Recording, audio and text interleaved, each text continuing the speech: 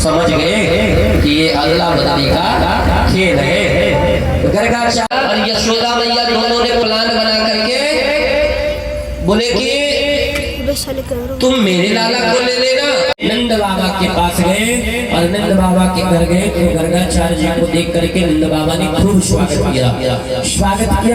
उनके चरण धुलाए, चरण धुला करके उनका पूजन किया, आरती दिखाया, धूप दिखाया और फिर बोले कि प्रभु जब से मेरे बच्चों का जन्म हुआ है ना तब से कुछ न कुछ ऐसा होता रहा है कि हम परेशान हैं, मेरी पत्नी परेशान है। सोचो मुझे इतनी बुढ़ोती में बच्चा हुआ और उसके ऊपर हमेशा कष्ट रहे तो क्या फायदा, तो वो कष्ट मुझे मिल जाए, मेरा बच्चा पूर्ण रूप से सही हो जाए।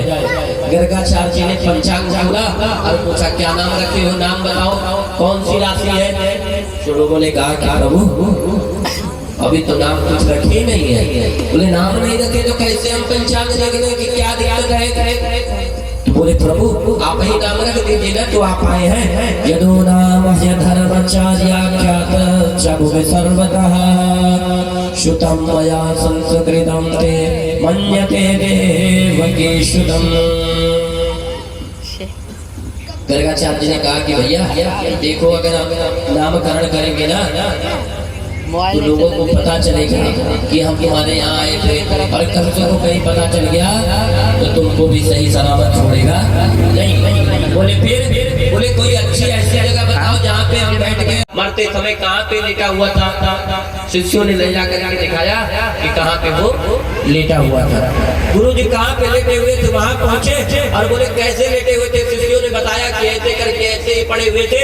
तो भगवान लेट करके उस समय गुरु जी ने लेट करके देखना शुरू किया कि कहाँ पे लेट रहे। तो देख रहे तो कि एक आम जो है पका हुआ है, पूरा पीला पीला, बस थोड़ा सा लाल है उसमें। तो महात्मा जी समझ गए कि कारण यही है। बोले वो जो ऊपर आम दिख रहा है ना उसको तोड़वाओ, और तोड़वाए। जब जैसे तोड़वाए और तोड़वा करके ले जाकर के भगवान के सामने अर्पित किए तो घंटा बजने लगा। इसीलिए कहा जाता अंते मति शागति, अंत समय में जब भगवान का नाम बना रहे वही अच्छा होता है। जन्म जन्म मुनि जतन कराही अंत राम कही आवत नाही। जो ऋषि मुनि पूरा दिन हमेशा मनन किया करते हैं, हमेशा ध्यान किया करते हैं, मरते समय उनको भी भगवान का ध्यान नहीं रहता, भूल जाते हैं। इसलिए यशोदा मैया कहती हैं रजना हरि नाम सुधा न पिए। रसना मतलब ये जीव, रसना हरि नाम सुधा न पिए, तिनके गिनते न गिने न गिने। करके रखा हुआ भी धनी नहीं है और अपने हित लागित लाल करे, बहु जीवक जीव हने न हने। और बोले जिनकी न बनी यदुनंदन से उसकी कबहू न बनी न बने। जिसका भगवान से नहीं बनता ना उसका किसी से नहीं बनता। तो भगवान ने त्रिणावर्त को मान करके वायु तत्व को सिद्ध किया। बोलिए त्रिणावर्तन मर्दन भगवान के जय। भगवान और बड़े हुए तो नामकरण का संस्कार हुआ। नामकरण का समय आया तो नामकरण शोभयो सर जानी, भूप बोल पठये मुनि ज्ञानी। नामकरण शोभयो सर जानी, भूप बोल एक दिन वसुदेव जी ने गर्गाचार्य जी से कहा कि प्रभु मेरे पुत्रों का नामकरण कराइए। गर्गाचार्य जी ने कहा देखो हम यादवों के हैं, हम जो है महाराज कंस के गुरु हैं। कहीं पता चल गया ना कि हम यादवों के यहाँ गए हैं नामकरण करने के लिए तो समझ लेना ना तुम्हारा खैर रहेगा ना हमारा खैर रहेगा। वसुदेव जी ने कहा प्रभु किसी को पता ना चले और आप चले जाइए। तो गर्गाचार्य जी चले गए। सुखदेव जी कहते हैं गर्ग पुरोहितो राजन यदो नाम सुमतः तपा व्रजगमामनन्दस्य